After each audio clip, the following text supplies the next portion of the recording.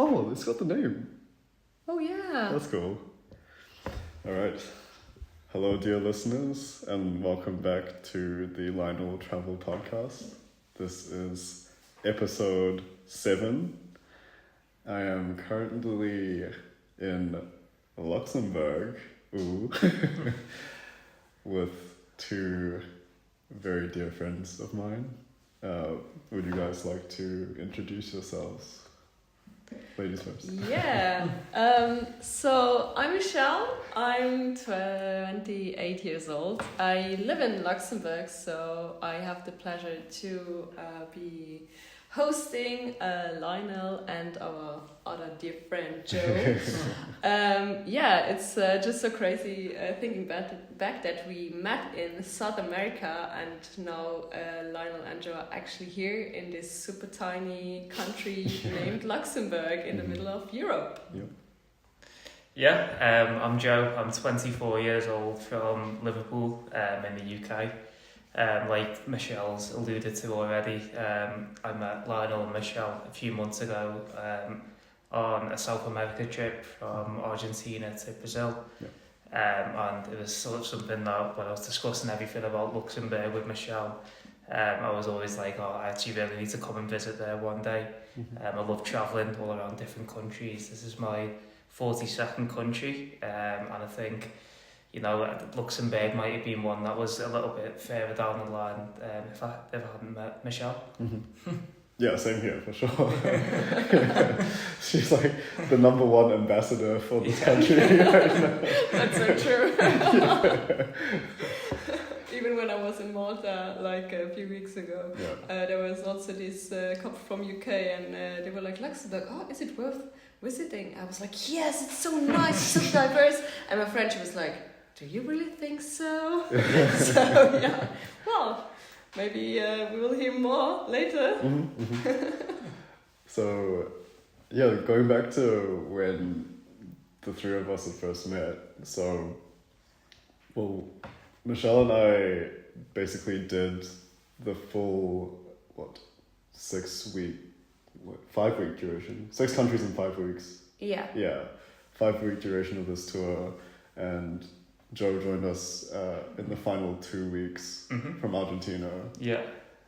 So, I just wanted to start, Michèle, like, what did you think about the tour that we had? Well, it was just, now looking back, it was really like but much better than I expected it to be. It was actually my first traveling in a group, and I'm just so thankful for the group we had. Because it just made the experience even better. And now I'm totally telling people, if you don't want to go by yourself but still want to have a unique experience, just do it. It's so nice. And then South America was always a place I wanted to go, and that's why I took my year off to be off work to be able to do that. And it was just the best experience, and there was really like one highlight after another. It was just crazy. And then meeting all these people from all over the world, and still seeing this country, also the local guides, you have this local information. So it was just the best experience so far. Agreed. And I think, well, I've been traveling for over 5 months now since we started in Peru, and I feel like my fondest memories are actually still in South America. Yay. Not to downplay, a lot of the countries that I've visited have been really great, but it's just, those are core memories now. They just will not be forgotten. And do you think it's group element that sort of gave it the additional definitely, it contributed so much. Our group, I feel super blessed that we just had such great people in it. And every time I remember fearing the moment in Buenos Aires, because loads of people were leaving. But then again, Joy's coming to the group with his energy, and again it was super nice, super great that you were again in the same spirit like we had before, and it was really this. Yeah, it was just our little family we had. through the whole traveling, just it was just amazing. And I mean, but before I went as well, I wasn't aware that there was going to be a group who'd already come from a long way before as well. Yeah. So when I first got there, I was almost like a bit apprehensive because you guys sort of had already had like weeks and weeks of memories, and like there was a lot of sort of discussion about them. And it's like, how am I going to fit into this group now when it's already well established? But I think like everyone was just really welcoming, and it probably only took 2 or 3 days before I already felt like I'd already ingrained well in that. And I mean for context, so I think a lot of people in the group were sort of in between things or taking a little break to reevaluate things. Whereas for me, travelling's always something that I've been able to fit around my career so far. And I'm trying to do sort of one big trip a year and then go travelling out into Europe as and when I can on sort of smaller weekend trips. So my big trip for that year was going to be South America. I really wanted to go to Argentina, I really wanted to go to Brazil. Uruguay was somewhere where that was never really, I didn't really ever know too much about. I think it was potentially, we might get onto it a bit later, but potentially one of the, probably the underwhelming least, parts. Most underwhelming part. I can't even remember what point I started on here, but I've got somewhere. I'll let you ask another question because I've completely lost my train of thought. I was just rambling. But it's still beautiful. And you integrated very well into group. Like, I think that's the point you wanted to make, because already you were there the first night and already motivated to just join the group, and I think it just matched, and it was like naturally. Yeah, absolutely. And I think like obviously, despite us sort of being from loads of different parts of the world as well as that being a bit of a difference between us, I don't know if we'd have been the sort of group of people that would usually assimilate towards each other in a sort of social environment. So I think it sort of shows that, it's sort of going through all these experiences together can sort of break down those barriers between people and those sort of prejudgments that you might have with others, and makes you more open to sort of meeting new people in your day-to-day life. I totally agree. So, of your travels in South America, did you have a highlight, Joe? I've been past this loads of times since I've got back. I think going into it, Rio has always been somewhere I've really wanted to go.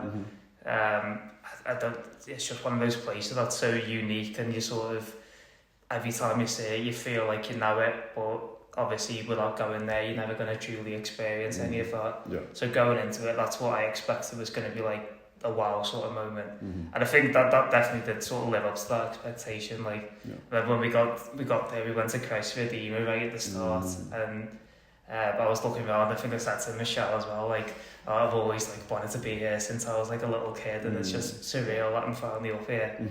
That was amazing. But I think the one that blew me away was Iguazu Falls. Like, I don't think. So I've been to Victoria Falls in Zimbabwe, and I've always thought like I don't know if a natural sort of spectacle could ever sort of compare to that. But I think the way it's sort of laid out, so there's been a lot of money invested in it and being able to view it properly, while sort of retaining the natural element to it as well. So I think that was one where it definitely exceeded my expectations. And sort of the town around there as well was really cool as well. It's a really nice sort of like, it's almost like a beachy sort of vibe around there. So I think Iguazu Falls was probably my highlight. It's one where I'd say if you're going, that's somewhere you definitely need to go to. Definitely, Michèle? Highlights. I did a bit more like the longer itinerary. Good job. I think it's super hard. But I also got asked this question quite a lot. So I would say like the salt flats in Bolivia, number one. It's just like incredibly. You cannot even describe how it was. It's just a very unique feeling. Then the hike we did in Peru, like it was very hard to hike in such a height, such an altitude, really. But just waking up in the mountains like that in the end, and this was really, really special to me. Yeah. And it's like to only do like a podium really hard. I'm always between like the Amazon and the Iguazu Falls, because Amazon was just crazy, even though it was just a crazy experience. So crazy. Like we were just talking before in the restaurant about it, how crazy it was. Yeah. It was certainly already mentioned. So but Iguazu Falls I remember because we had this super long bus ride. And then we get out of this bus like after like 4 hours of delay. What was it that we were at this station? And then the bus off like 4 hours late, and then then the bus was longer than it should have been as well. Yeah, it's probably 24 hours since we got to the bus station to when we arrived. Wasn't it was so long, and we were just all so tired. But then we get to this place, and it just blew off our mind. Really, that was. Like really just a happy moment. And I remember that I was exactly with you guys there, with Elizabeth as well, and it was just like, it's just such a cool moment. That's I really liked. And I just remember when our tour was ending in Brazil, and we were all saying our goodbyes, and it was like, very emotional. But then when we were saying goodbye, Michèle, and you're like, it's farewell, but it's not going to be a long farewell, because at that point I'd already committed to coming to visit you. And I'm like, you don't even have to like doubt it for 1 second. I'm coming. This is a certainty. And like fast forward to now, like here we are. And we'll talk about the tour and things that we did today, and you guys did a bit of stuff before I arrived as well. But it's just been so wonderful. So And you are the person I believed, or you both are the people I believed who said I will come to Luxembourg, and I just could see in your eyes that you were telling the truth. You know, and that's why before you even said that you were coming, I was already thinking of what we are gonna do. Like really, I was like, okay, we can do this, and then. When you really wrote me, okay, I'll be there from then until then, I was like, oh it's gonna be there. And then a few days later, Joe is like, Lionel's coming then, I'll join. And I was like, perfect, this is so great. Like, best reunion, like, it's just, I think it's so cool that you made your way through Luxembourg for your world trip, and that Luxembourg is your 42nd country. That's so nice. Tick. So then, post the South America tour, you had continued to do some travels, Michèle? I got back first, so I had to, I really wanted to be home for some time. Well, I did right away a girls' trip with my best friends to Germany. But then I stayed home for quite some time. But then, because I knew that we would get the puppy, I was like, okay, I have to do my holidays before the puppy's coming this year, instead of doing it during the summer. So I was in Malta with dear friends, and after that I also had a week in Biarritz with Paulie, my boyfriend. So that was great. And now you are here. So it's kind of a vacation at home, actually. So I'm really enjoying it. It's always cool to show people your own country, because you discover always something new. Even today, I realized stuff. So it's great. It also gives you the chance to see the things that you see normally from a different lens as well. Exactly. And you get to have that same sort of like wonder that you might get if you're seeing it for the first time again, and step back and think that actually this is really cool. Yeah, absolutely. And Joe, so I had like gone over to London and created this group chat on WhatsApp to be like, hey, like UK guys, are you free this time? But unfortunately, like complications happened at work. Yes, yeah. Like to me detriment, I'm still a slave to the 9 to 5. So it works. So basically what I'd said is that, so I live up north in Liverpool, and I was going to get the train down on the Friday night after work to come and meet everyone off the trip. So the way I'd have done that is sort of working from home and then taking like a 2-hour train, which I would have been able to do in time. But then after all the sort of COVID stuff's all died down, the office said that they want everyone back into the office full time from the Monday of that week. So I had no choice really but to go into the office, and then I actually work in Manchester, so getting back and then, getting the train down, it just wasn't feasible. So I missed out on that, which I was pretty gutted about. But I thought, obviously Lionel's not going to be in Europe for much longer, so it would be a good chance to sort of kill two birds with one stone. And when he's in Luxembourg, go and visit. Yeah. And here we are. Yeah, here we are. Yeah, it's just unbelievable. It's so cool. Yeah. Did you do any travels?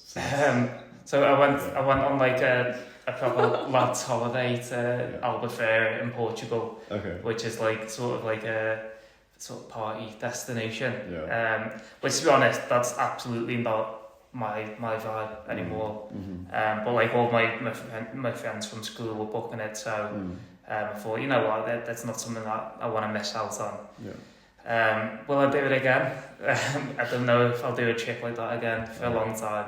Maybe unless there's like a special occasion, like a stag do or something. But I just didn't feel like I'd really sort of enriched like me brain or anything by it. Like I was just probably the opposite. Honestly, I'd done the exact opposite of that. Like I just felt like so brain dead afterwards. Like just drinking non-stop for 4 days. I mean, it was fun, but like the reason I like traveling and stuff and going away is to like, even like today we probably walked, what was it, 25 k's. But like I don't come back into work feeling tired when I've been out like seeing new stuff. Like I feel energized by it's invigorating. It's by sort of learning about new places. And just sort of seeing what the world has to offer. I mean, like my job is sitting at a desk for 8 hours a day, so I can handle walking around for a few days if I get that sort of mental stimulation that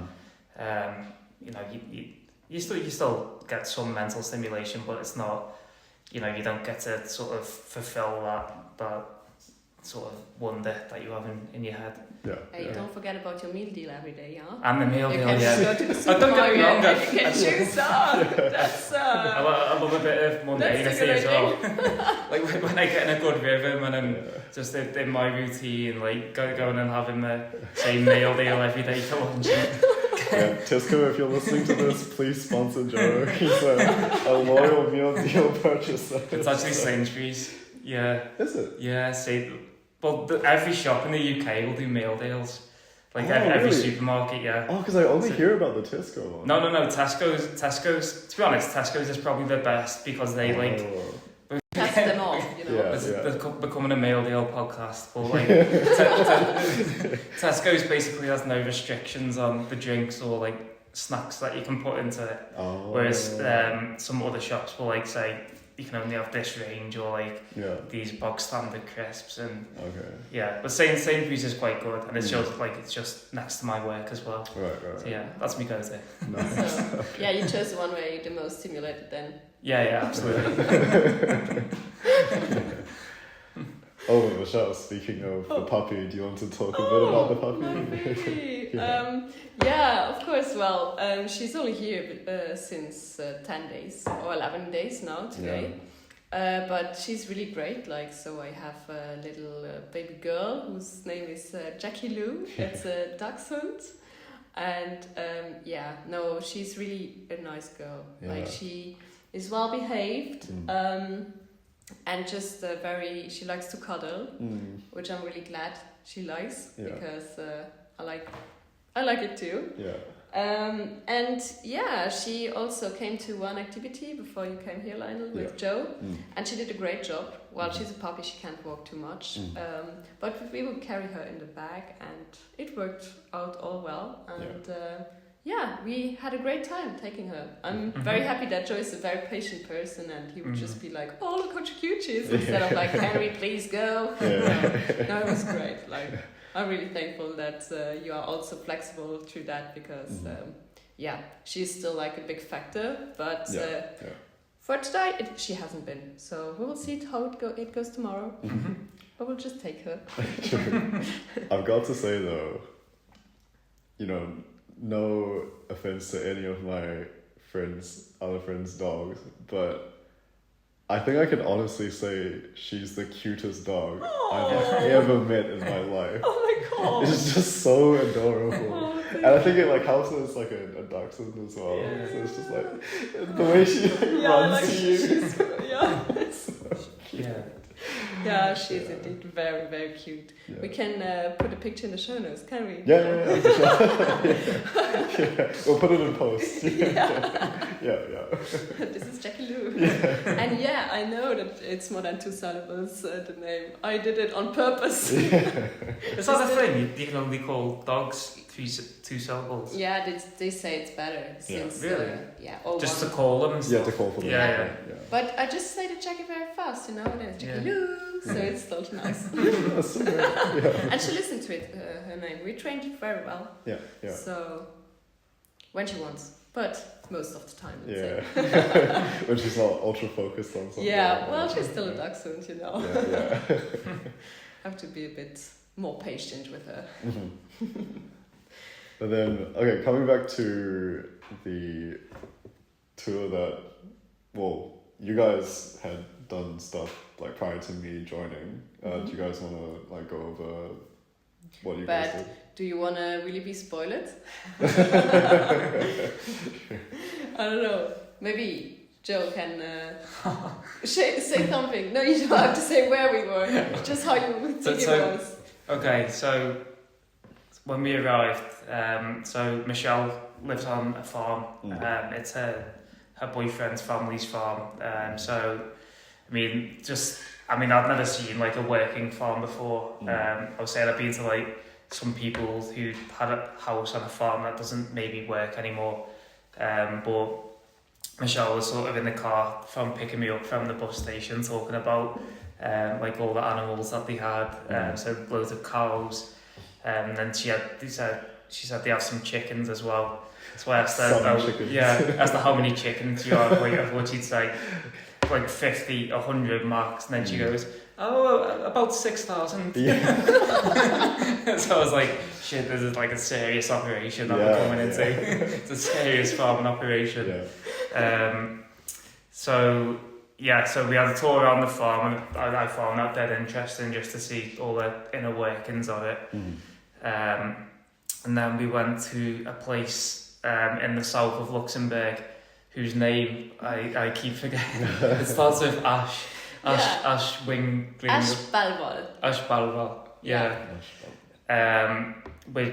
So it was really interesting. It's an old mining town that produces. It had like an old big steel works there, and that sort of was one of the big generators of Luxembourg's wealth back in the day. So they exported all around the world the steel that had been produced. And what was really interesting about it is they had the old steel works, and it had all been sort of turned into a big museum as well. So it all been renovated to sort of keep the look of it. But also educate future generations on how the area like made all the wealth. I thought it was just that interesting contrast to the sort of thing that we do in the UK, because there's so many of those sort of traditional industries that have declined in towns and cities, and now the old works are just left to rot, whereas the they've given it a new lease of life that can sort of preserve that sort of tradition into the future. So I mean that just showed really one of the big contrasts between Luxembourg and probably the majority of other places in the world. You know, they're still able to keep a hold on the past as well. And then day 2, before we went to get Lionel, we did a hike on one of the big lakes in Luxembourg, which also starts with Esch, I think, or the place near it does, and I can't remember the name of that either. Yeah, so actually it's always like called next to the river where it is. So in the south it's Esch-sur-Alzette, and the ash next to the big lake is Esch-Sauer. So because the name of the river there is then the Sauer, where the dam is to because it's a man-made lake through the barrier. Yes, it's the main barrier. Yeah. So and that one is created, and we also drove through Esch-Sauer because they have a little fort as well. Yeah. Like, so many we have. A lot of forts. We have loads. Yeah. But I mean, it's just so like naturally picturesque, Luxembourg.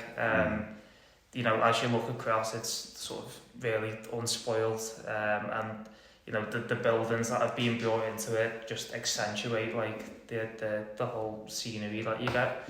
And there's very few like buildings that you'd say are like eyesores or anything, and there's like a real consideration to how the built environments will interact with all of the natural environment. And like literally you can go into and drive through pretty much any town, and it'll be like a little picture postcard sort of scene. And even we went through a town called Ethelbreck. Ethelbreck? Ethelbreck. Yeah. And Michèle was going to me this town's known to be a little bit rough around the edges in places. And I was like, what? It looks so nice. This would be like a really nice town in the UK. It looked like something in like the Lake District or something, like a really nice town. Whoopsie. But yeah, like I just had a brilliant time here. And it's not over for you yet. Michèle's got more fun stuff planned. So, well, I mean, we can talk about. Oh yeah, but we've done more since you got here.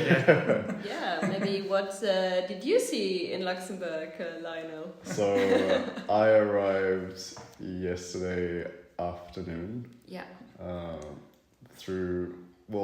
was in Frankfurt and then took 2 trains to get into Luxembourg, and I think it was about 3 p.m. You guys came to pick me up. 3:30. Yeah, 3:30. Yeah, Michèle wrote it down. You don't talk about that. Michèle got it wrong. We got there in time. And we went to Vianden. Yeah. And I mean, as soon as we got into town, it was like what Joe was saying. It's so picturesque. Like, it's just, everything just looks like it's been in a time capsule. Like, it's just been preserved for centuries. And you go in, you see like the churches and all the little cafes, and you just feel like you're, almost transported to another world, like a fairy tale kind of like kingdom. And that's pretty much every town that we passed through as well. Like, just they all have that similar type of atmosphere. Yeah, absolutely. Yeah, I feel so. I can't describe what I'm feeling, but I'm getting kind of emotional that you guys think that's so. Like so beautiful and so nice, because I do like, I think also that everything is so nice, but this is again giving me like you said before, like another point of view on it, or even to be again more grateful for how nice, or that that it's a country that can preserve so much, and that it's so clean, that there's everything just looks nice actually, because it's not usual like everywhere. So you know what I think is another nice thing I've noticed is a lot of the UK now is just sort of international chain stores and even sort of national chain stores as well. So in all those little towns, you'll have a similar array of businesses and shops in there. So like you're talking McDonald's, Starbucks, Subway, all of those sort of things. In Luxembourg, it's all like really like locally run businesses. It seems like. I mean, obviously, when we went into Luxembourg City earlier, there was a few of those international shops, like any big city has. But yeah, I think it just shows that people are able to thrive a bit better here, and they're not sort of pushed aside by all of these big multinationals who aren't going to invest any of that money back into the local economy. Because I mean, like, you know, if you're in the UK, you go and buy your coffee at Starbucks, that'll just go offshore to loads of shareholders, and it'll never go back into help the people. So you know, you should be going into local cafes and helping those people out, because they're the ones who are going out of business, and when it goes back there, it'll go in and sort of grow all of those communities again. So yeah, I just think it's really interesting that is still something that's prevalent here. Yeah, no, that's true. We do have them, but I feel like people are as interested in local shops or so, because I feel like since you know how much is the rent, so you really want to support them to have their own shop. So that's I feel like if people can, or accept maybe like teenagers and stuff who just want to test all these chains. For the rest, I feel like Luxembourg people like the fact that they can have other stuff here maybe than somewhere else. And well, today was a lot. Yeah, but I know. it was so much fun though. Like I don't feel tired at all. I really enjoyed, like, the whole day was really well crafted. So yeah, thank you again, Michèle, for organizing all of this. So okay, I don't remember the name of That's fine. where we were, but the hike that we did, the B2 trail. Yeah, exactly. Yeah. So we did the B2 trail in Berdorf, which is in the region called Müllerdal in Luxembourgish, also known as the Little Swiss of Luxembourg. With a very different nature than, for example, Joe already saw around the lake. And we did like a morning hike there to explore that area. Yeah, a warm up. Yeah, it was a warm up. I never said it's gonna be easy. You know? No, so yeah, we did that to see these different sand rock formations. And yeah, it's quite hilly, and there are a lot of stairs going up and down. But since I also like this, I don't know how to describe it, where we went through. It's like a crevice. Crevice. Yeah. That's a nice word. You can go through crevices. Sometimes you find also caves. Depends on the hike you're taking. Yeah. But yeah, it suited perfectly in this morning. We also came through without any rain. We just when you got to the car, so that's always happy when you're in Luxembourg and you get through without the rain. That's a win. That's a win. Yeah, so the morning was a win on the weather side. I don't know what you thought about this kind of landscape. Joe? I mean, I think it's not something that you usually get in the UK, I don't think. A lot of the UK has been sort of deforested like over hundreds and hundreds of years, so there's only really a few sort of little pockets across the country. Quite a lot in Scotland, and I think there's probably one big area in Wales. But then across England, there aren't really any sort of unspoiled foresty areas like that. So yeah, they're always quite cool to take a walk through. almost like a little bit mystical when there's like a little bit of a mist like in the morning, like when we went. But yeah, I think I don't really know what much else to say about it. Yeah, it was just really nice, really nice walk. Yeah, I've been saying that the whole time. It's just this meme because like all of today, Joe's just been saying, "It's really nice." Really nice. Yeah. There's been like the sincerity. That was like this is so nice, isn't it? It's so nice. Yeah. This beer's so nice. Well, I'm very happy to hear that it's so nice. But it's a more special landscape. I feel like, I don't know. Mm-hmm. I can't remember when I was traveling in Europe. I've never seen something that kind. I also enjoyed the parts where, so initially, I mean, it was us and a few other people around, but then as time went on, people would disperse, and we got to a point, well, several times where it was just the three of us going through, and I don't know, it just felt like you're just in your own little world, you know, and all you can really hear is the nature around. And well, I've been through several like large cities in the past few weeks, and it's definitely been very needed just to get back to Mother Earth in a way. Reconnect. Yeah. And I know a lot of people have asked me, because they hear about like the length of the trip, and they always immediately go towards like, how are you not burnt out? Like, are you doing okay?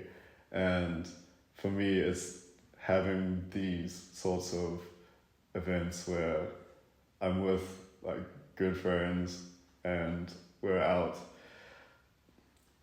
you know, away from all the human traffic, you know, it's just like us and nature, and you feel like you can almost press the reset button. Yeah, so that's helped me kind of just stay consistent in terms of like my energy levels, and I'm not just like, oh, I just really can't be bothered doing this or that today. So yeah, this has helped tremendously.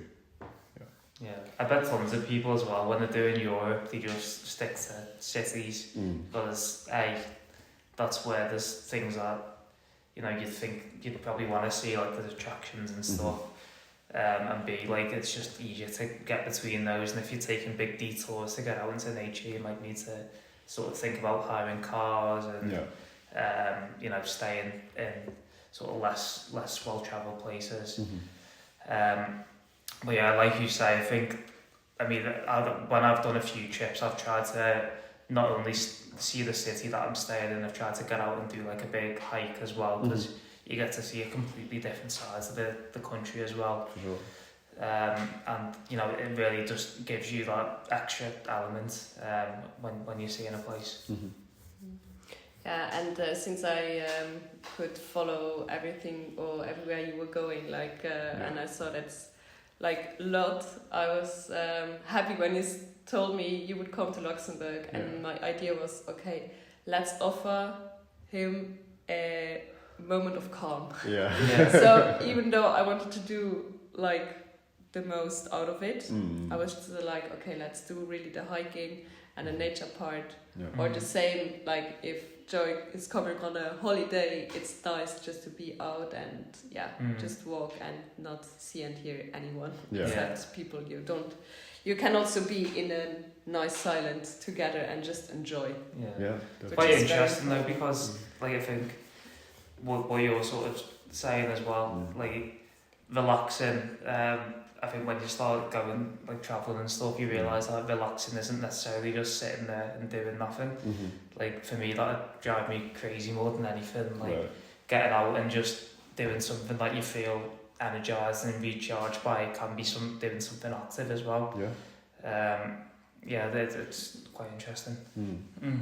Yeah, I definitely think it's striking a balance, because of course, when you're in cities, there are, you know, a lot of things to do, but you also want to just kind of be away from people at times. Mm-hmm. I mean, I know I get a lot of times when people are like, oh, you're doing like this huge trip, like you must be like a super extroverted person. And I know like in my heart that I'm still an introvert that has like extroverted qualities where I can like just talk to whoever, but I definitely need those recharge times. But it's not just like being in a room, you know, by yourself that's recharging. There are other ways to do that. Absolutely.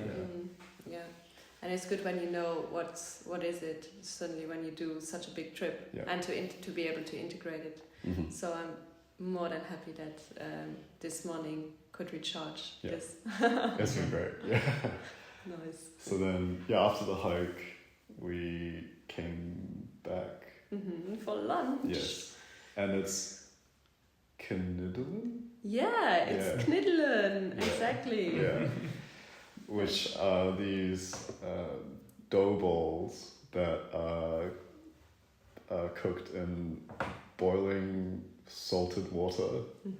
And then there's a cream sauce that's added on top. And, well, Michelle's vegetarian, so she didn't have the meat version, but Joe and I had bacon bits added to the top of it. And this was all made by Michelle's boyfriend's mum. Yeah, Irene, the power woman. Yeah, so thank you if you're listening to this. It was very tasty. I don't think I made it this far. But no, it was really tasty. And it was a very hearty meal for like a post-hike. Yeah. So, yes. It was really good. It was my first experience with Luxembourgish cuisine. Yeah.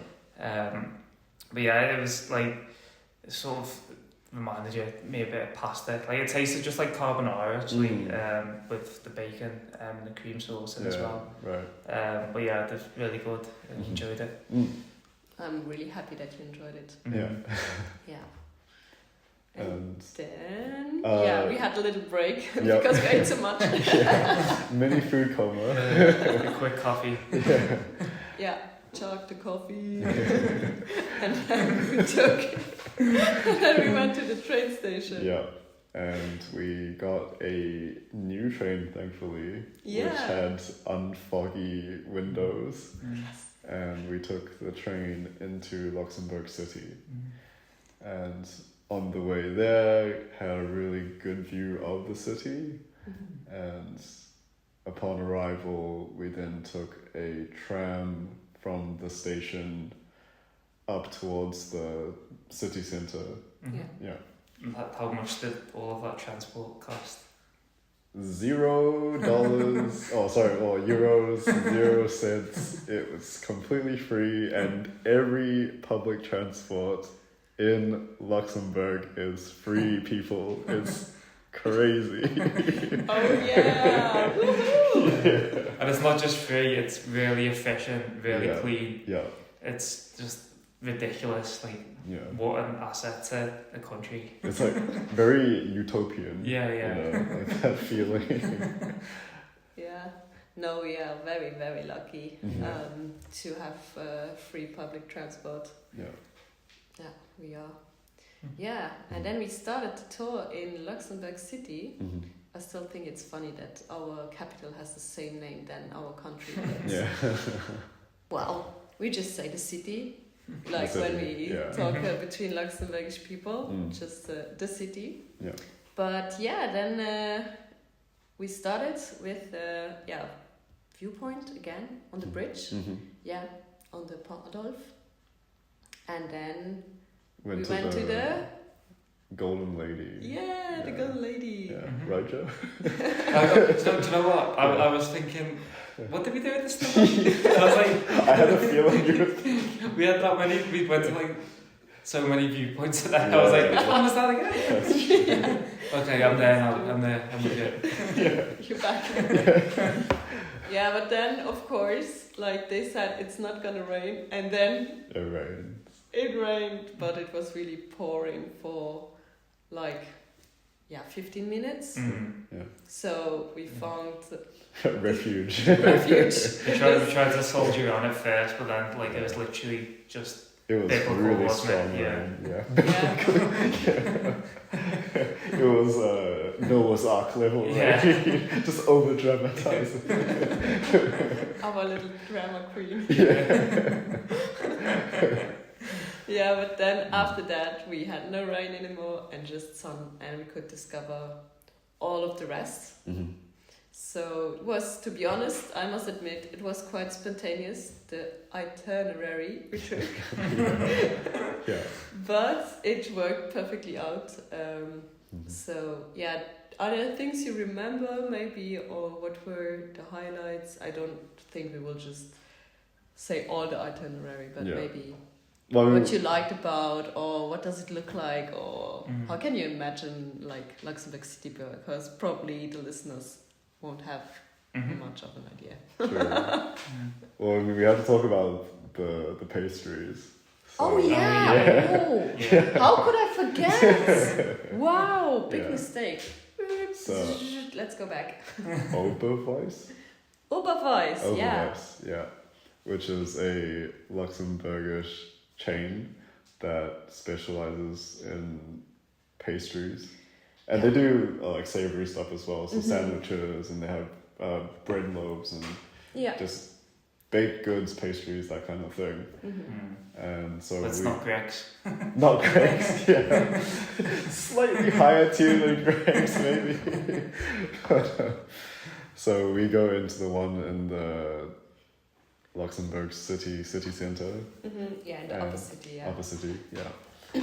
Because there's one in the train station as well, which I'll probably be visiting before I leave, to be honest. I knew it! Caught red-handed. So we go in and we each get a pastry. So Michèle gets it's like framboise. Yeah, Charlotte framboise. Charlotte framboise, yeah.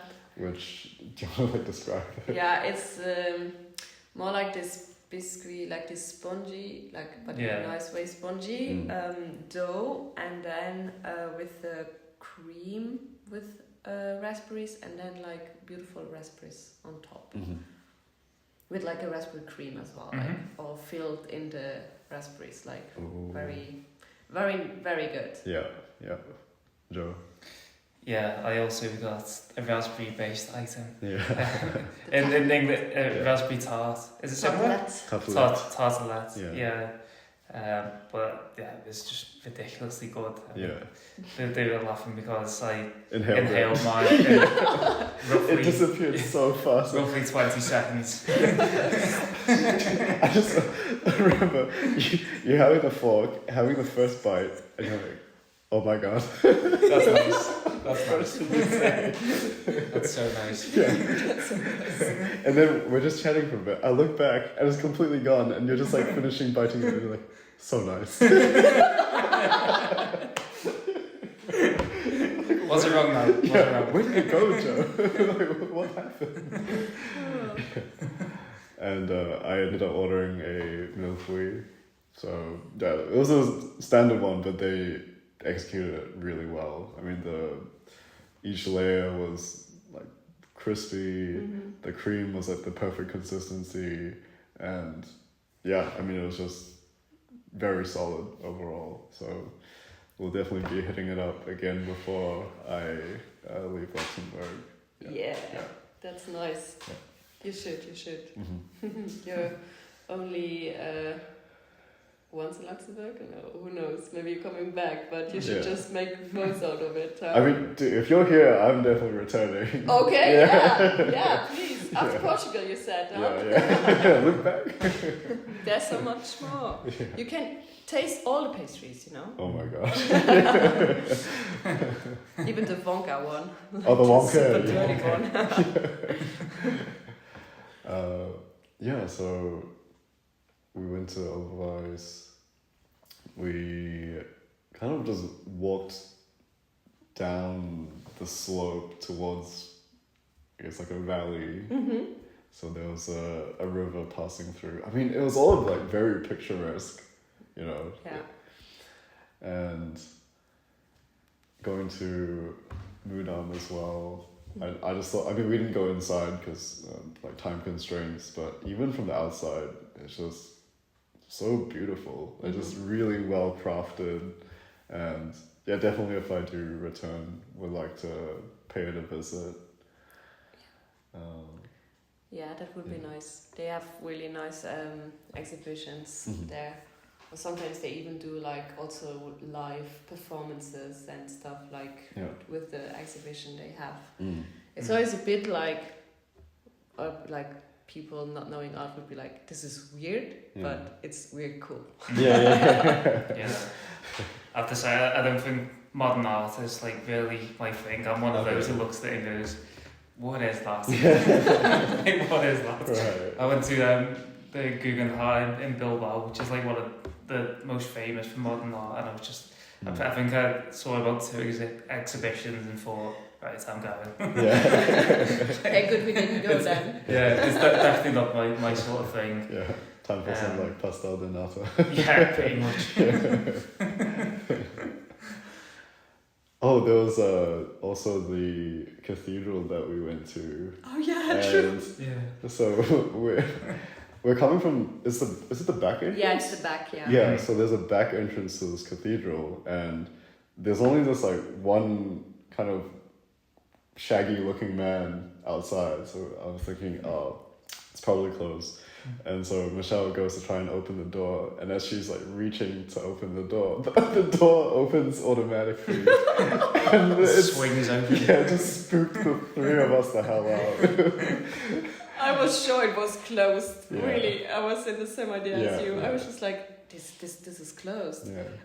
And this door is just opening by itself. So this, I believe like 3 of us shared the same thought, but it's like the first automatic cathedral door that like any of us has seen before, right? So yeah, that was just like a funny little encounter. Yeah. Only in Luxembourg. Yeah. Oh, Luxembourg again. Yeah. Just backhanded again. Yeah. Is there an expensive way we can solve this problem? Yes. Let's do it. Yeah. Then you want to talk about the funicular? Oh, the funicular. Right. So at the end of the day, so we've been for a meal, we're going back to the town where Michèle lives, via the train again. And so we went to a funicular stop over one side of the bridge. So I mean, for context, Luxembourg City's built on like a series of hills. So we crossed over the bridge to one side of the sort of valley. It's not a river really as such, it's like a valley, isn't it? It's the valley, So we get to this funicular stop at the other side. So I'm thinking, it must be like quite a long way down into the valley to get to the train station, but if they've built a whole funicular for it. Yeah. And we go down, and I'm not even joking when I say it's probably 20 metres. Like they could have just put some stairs in there and we would have made it down in maybe 30 seconds or something. Yeah. Built this whole funicular to serve this up and down, yeah. Or even like, the only thing I was actually thinking about this, the only thing I could think of was like disabled access. Or like a ramp would work, just do a ramp. It would do the same effect. Yeah. But like, these guys just have money to burn. Like, it's just. They can just fall out on anything. The government are just like, oh, do you know what? Let's just fix it in the most expensive way possible, just because we can. And another thing as well, as we said this before, all of the roads are just pristine. Like they're just completely flat, as if they've just been laid. And you never see anyone doing any work on them. Yeah. Like, they're just completely flat. Like you can see where potholes have been filled in instantly. Yeah. Like, you think there's like probably some little crew just going around, just like the minute one appears, just fill it in, move on to the next one. They've probably got like a robot to do it or something. Yeah, maybe, probably. But yeah, it's more expensive. So probably. They actually hired out Optimus Prime, so he just kind of just goes and fills everything. That's the Luxembourg budget for you. Yeah, that's funny because I was always like, this is Pinicola, is so cool. Like, Yeah. that's just so nice. That's such a nice way to get up there. Yeah. And now that you had this point of view on this. No, pointless. It's totally pointless. Yeah. It's just like so excessive Yeah. for like what the purpose that it's serving. It's super high, okay? Super high, okay, sure. Yeah. But yeah, it's actually very funny that you were describing this like this. I hope that some Luxembourgish people will listen to it and Yeah. they will laugh as well. Yeah. Sure. Oh, also, I forgot to mention, but prior to returning back here for lunch, we went to go see the Iguazu Falls of Luxembourg. Yeah, thanks Jill for telling people it would be like the Iguazu Falls. Yeah, we went to see the Schiessen Temple. Yeah, which is quite a busy place. But yeah, it's beautiful. I mean, since we were close by, it's absolutely a must see in my eyes. But Yeah. I don't know if you agree. It was nice, yeah. I mean, yeah, again, because it was on the way as well. Yeah, exactly. Like, there's no reason not to. So. Yeah. But of course, I would just take you there because you wouldn't have the whole image of the whole region. So, Yeah. but it was a good add-on. Mm-hmm. Absolutely, yeah. Yeah. So then. Maybe just the dinner. Dinner? Yeah, I was gonna it's go the only to thing dinner. because the Funicular is just so spectacular that we had to talk. We jumped ahead. Yeah. I was sitting there shaking, but it's still got the finish. So the name of The name of the restaurant is Dierchen, which it means like at a little town. Okay. Like Schön is always when something is small or cute. Yeah. So and Dierchen is like a little town. Mm-hmm. Because they do just Luxembourgish dishes there, or yeah. mostly. Yeah, yeah. Or they try to use just Luxembourgish products. Mm-hmm. So, can you remember, because we practice. Oh, yeah. Can you remember what you ate? Yes. Joe, you have to go first, though.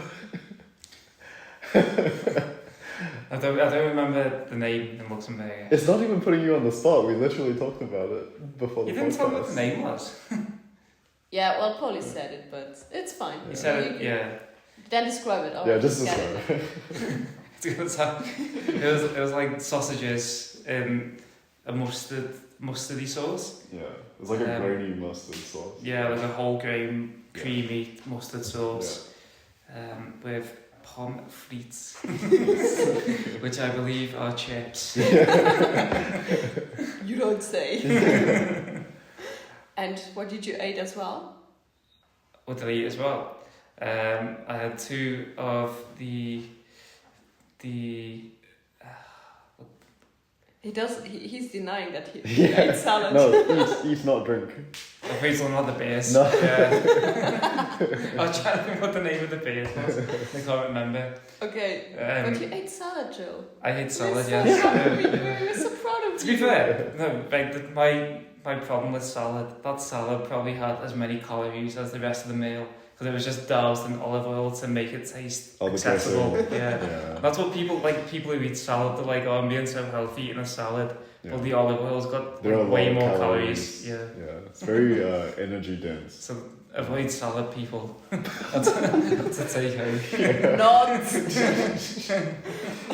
That's your only word of advice to the listeners. Just don't eat salad. Yeah. Episode, we should call the episode like that, no? Yeah, avoid salad. Avoid salad.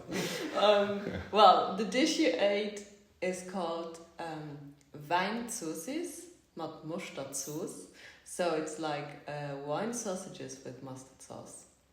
And the beer you two drank is the Diekirch Grand Cru. Yeah. So Diekirch is the brewery, and then the Grand Cru is just one of their kinds.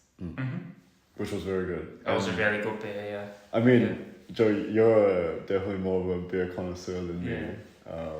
I tend not to be much of a beer guy, but it was very tasty. Yeah. I would definitely have it again. Yeah. I'm really proud deep down in my heart, since my high school is next to the brewery, like really next door. Even though it's a long time ago. But every time someone is saying something nice about a Die Kirschbier, we're just happy. It's really good. I had the lager when we were in Vianden. Yeah, it's a really good beer. Surprised it isn't like sort of more popular famous around like Europe. Right. Well, you could be the ambassador of Die Kirschbier now. Yeah. Sure. The pioneers. Yeah. Open a bar that only serves Luxembourgish beer. Yeah, you could. And okay, I got all the Luxembourgish name right in there. And I had the choucroute. Yeah, choucroute, Yeah, which it was basically 3 types of meat. So there was the regular, I guess closest to like a Frankfurter sausage. Yeah, it was like a really typical one, Yeah, and then there was the special sausage. It's called Matwurst. Is it smoked or? It is like minced meat, but in a sausage. But I don't think that this one is smoked. Maybe yes. I'm vegetarian, so I really liked it when I still ate meat. But by that time I was not a chef kind of yet. So. It looked kind of like chorizo. Was it similar to that? It doesn't taste like chorizo, but the texture. It was very tasty. Yeah, the texture is quite similar. Yeah, I would have to look that up. Right. It's a historical fact, so I don't know it. Yeah. So there's those 2, and then there was basically a piece of like, that one might have been the smoked pork. Yeah, it's pork, like it's like kosselter, like. It's like ham hock. Yeah. And probably. then it was served with a mound of sauerkraut, and I'm a huge fan of like fermented things, so sauerkraut was like right up my alley, and it's a good way of balancing the richness of the sausages as well. So it was incredibly tasty. I would highly recommend this place and would go again. For me it was actually the first time. I was just like, let's go, let's test it. But it's definitely a place I would tell people if they want to taste something from local. Luxembourg. Yeah, absolutely. It was actually like selecting something off that menu was so difficult. Like usually I have like 1 or 2 where I'm like, definitely one of those. Usually just one. Like when we were in South America, like it was a bit of a running joke that I'd order pretty much the same dinner every night. Just because I'd look and I'd think, you know what, there's nothing better than that. I'm gonna stick with what I know. But like on that menu, there was about 6 or 7 dishes, but I was like, I'd really like to try that. We were saying like it would have been a nice place to, if you were going with a group of people, to get quite a few and sort of just have a taste of everything. Yeah, that would be so cool. Yeah, if you come back, I can maybe arrange it or just cook it. Nice. True. Because there's also something we didn't try yet and we didn't talk about, but I realized before. It's called Krombre Kichelscha, and it's made out of... Good luck spelling that.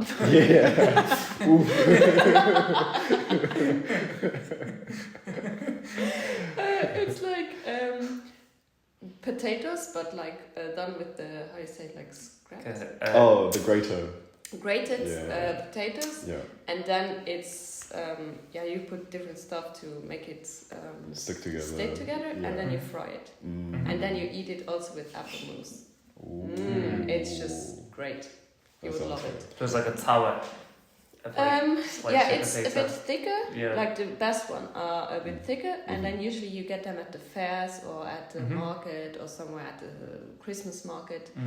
And then you eat them. You get 3 usually, and then you eat them with the apple mousse. Some people eat it with mayonnaise, but it's not the right way. You just shake your head when you see them do that.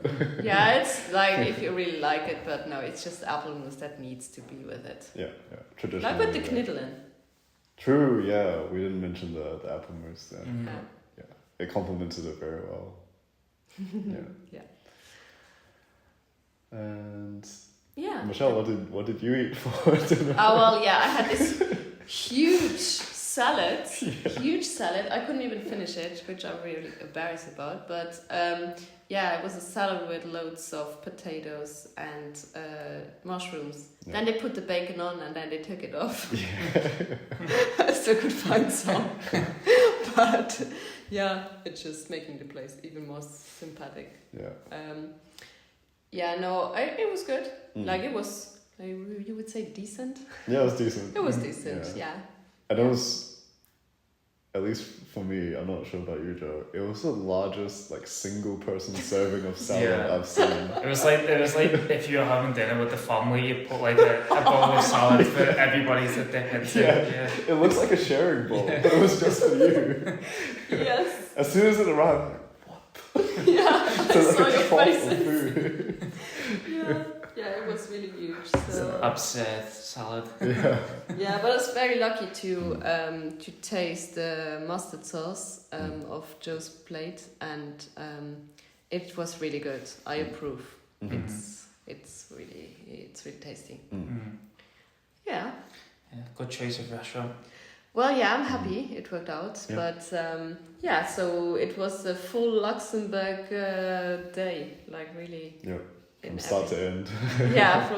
Yeah, because this morning you started, remember, with the koch case Yes. on your bread. The cooked cheese. The cooked cheese with Yeah. herbs. Yeah. Something very traditional as well. I'm actually a fan of the texture of it, honestly. Yeah. Yeah. Yeah, it's a bit you need to develop a kind of technique so it won't glue too much on To the top of your mouth. Yeah. but Yeah. yeah, it's I like it too. Mm-hmm. Yeah. Nice. Yeah. So, Joe, you unless you're gonna cancel your Cancel the flight. Are you heading straight to Belfast? Or No, so I'm actually going home tomorrow via Charleroi in Belgium. So I'm getting a bus from Luxembourg City to Charleroi, flying back home to Manchester, Manchester Airport about 6 p.m. Okay. And then I'll have to drive home, quick sleep, and then I'm on the 7 a.m. flight to Belfast the next day. 7 a.m. Yeah. Whoa. So yeah, I'm going to Belfast for a few days with all my family really, because one of my friends from Zimbabwe is playing cricket for the national team. Yeah. So they're playing against Ireland in a 5-day test match. So going over to watch the first 3 days of that. So yeah, I don't think I can't cancel my flight, unfortunately.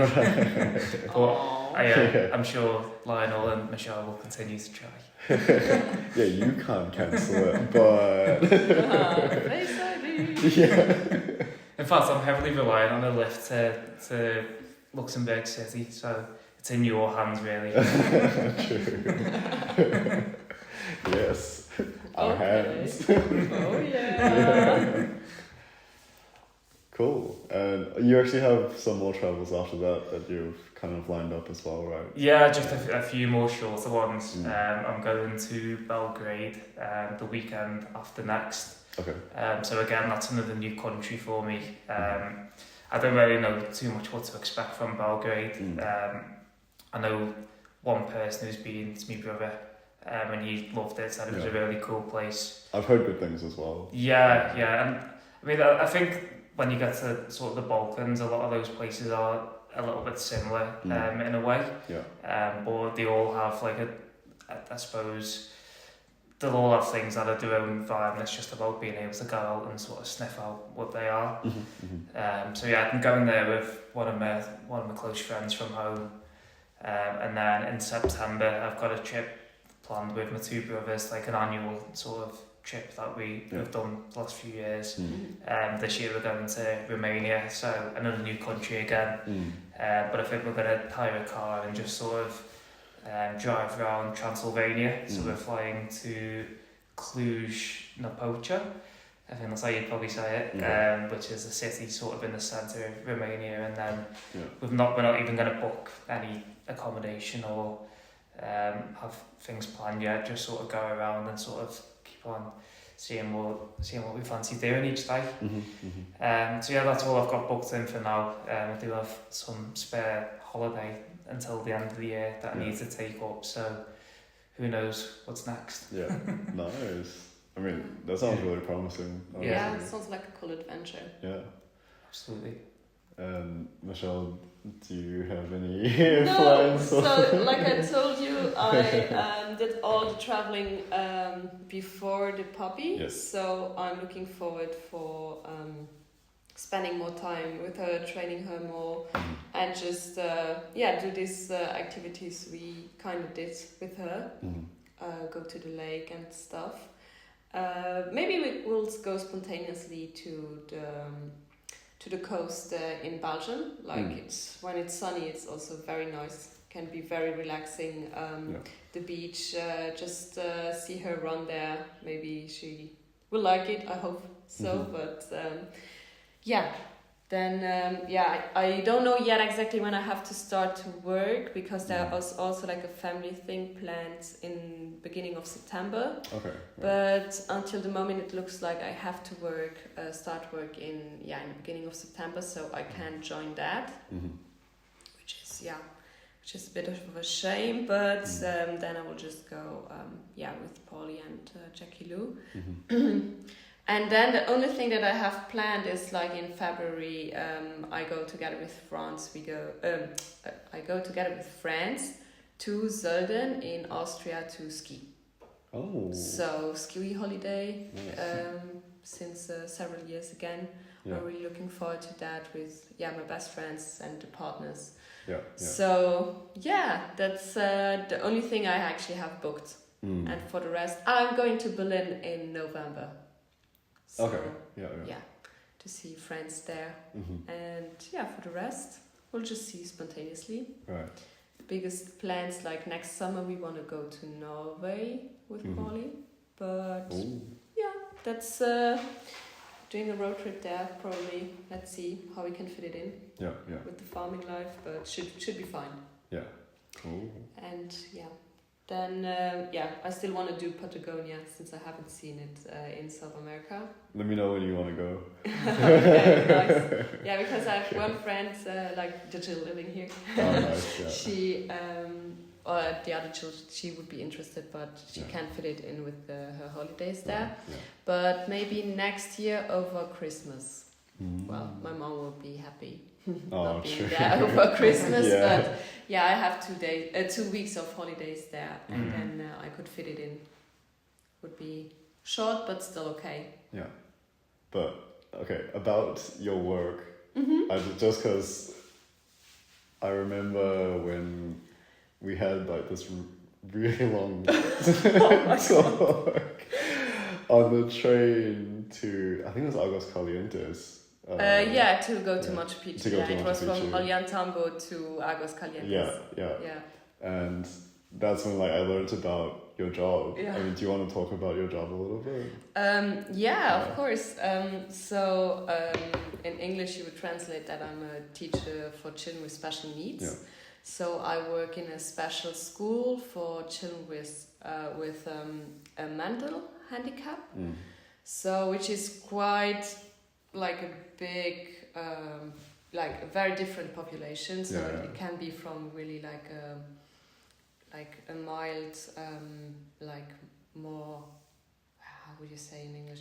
Well, it's more when they have like really difficulties to learn how to read or to calculate, and others really are very like in the body of a 12-year-old, but behave like a baby, kind of. Yeah.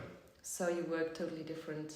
And then I think I was particularly talking to you about this case who had a very strong crisis of epilepsy.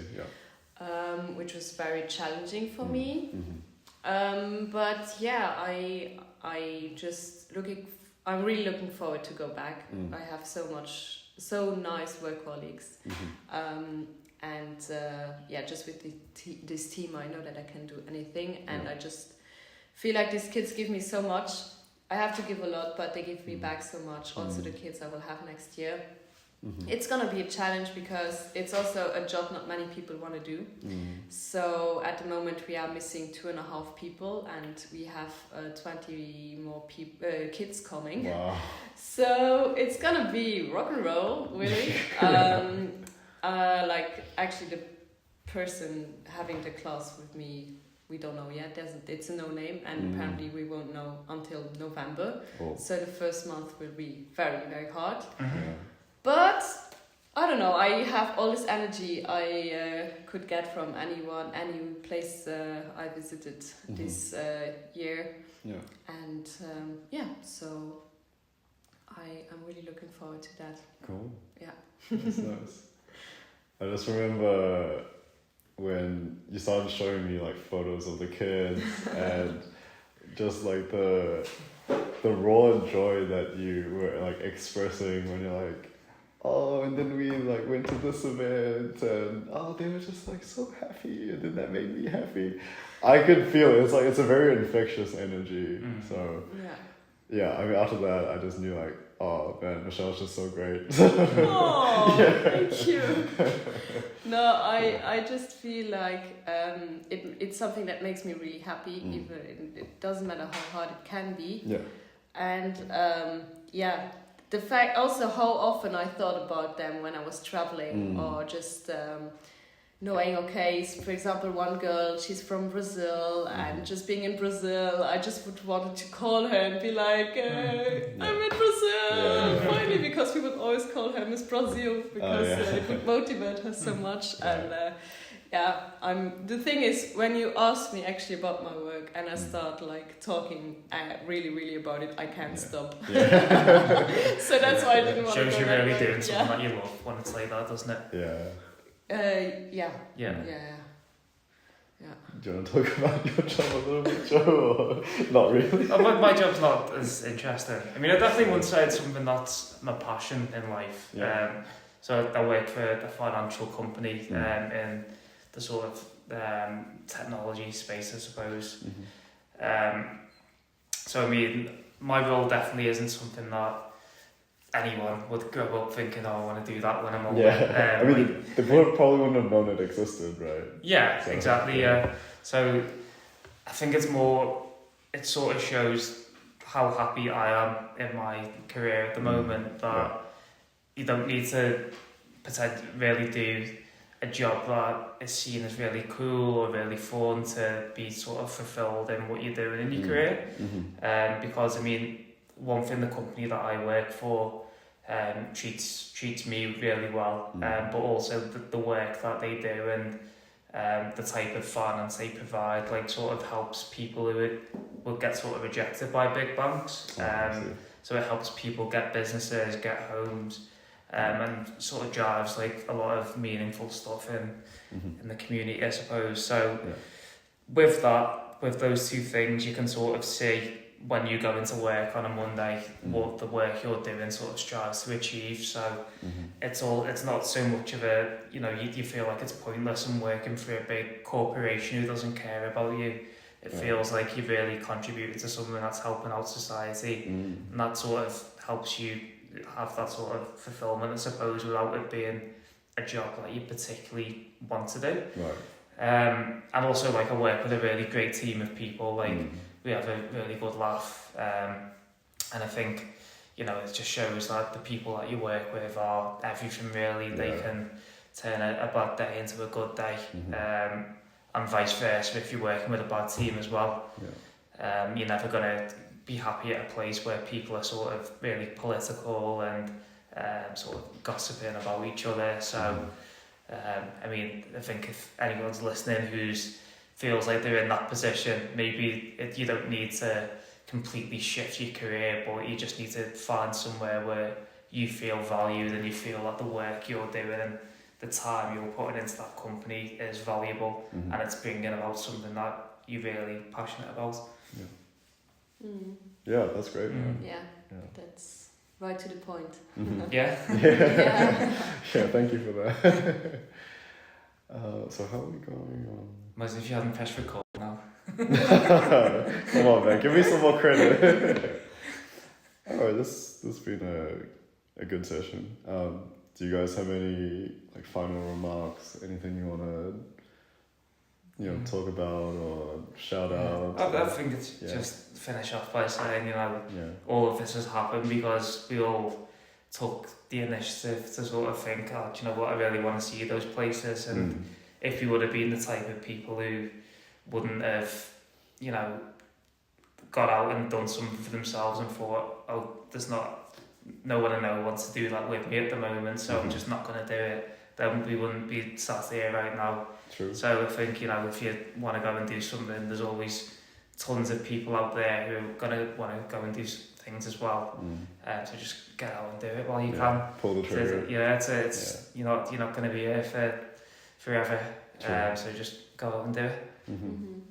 Yeah, I just feel I'm already through the South American trip. I said so many times that I'm so grateful for everything. Yeah.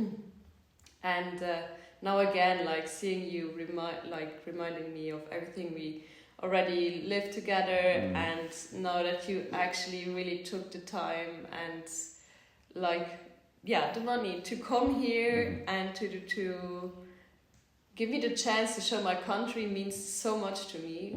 Really, I feel so proud and grateful, and I can't describe how cool it just was to show you everything and to have you in my home where I'm home since 1 year here and feel so nice, and to just be sharing it with you. And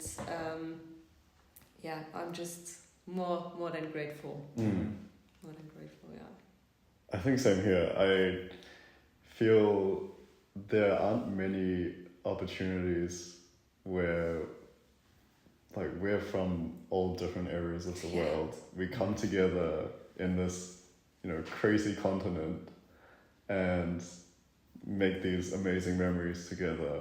And then now we get the chance to build on these memories somewhere else as well. So I just really appreciate both of you a lot for just enriching my life and this trip. And I just know that we're going to continue this relationship. It's just really heartwarming. Yes. You can't make me cry.